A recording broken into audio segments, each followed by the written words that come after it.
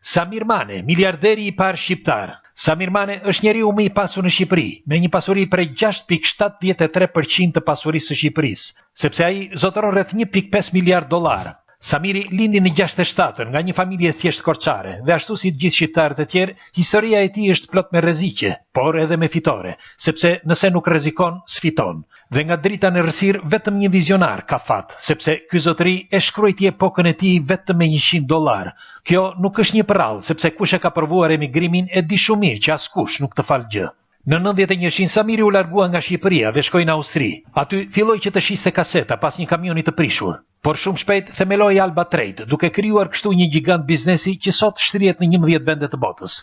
Fillimisht biznesin e përqendroi në shitjen e çdo malli, sepse në vitin 1993 në Shqipëri mungonin gjërat më elementare. Por menjëherë kuptoi se Shqipëria kishte nevojë të rimëkëmbej, e kështu u spostua në Tiranë dhe hapi Neptunin, pastaj QT-un, qendra e parë tregtare në Shqipëri. Sot Samiri zotëron edhe Green Coast, projekti turistik bregdetar në Adriatik nga më luksozet në Evropë. Pra pasuria nuk vjen nga hiçi, por nga puna e madhe dhe serioziteti. Ju, si mendoni?